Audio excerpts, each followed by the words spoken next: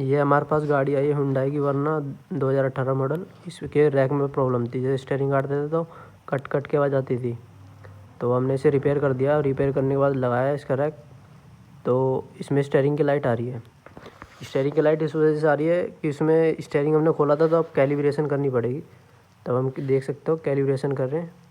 Calibration करने के बाद फिर दिखाते हैं स्टेयरिंग की लाइट जाएगी या नहीं जाएगी।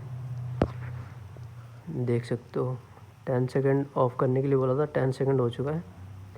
ऑन करते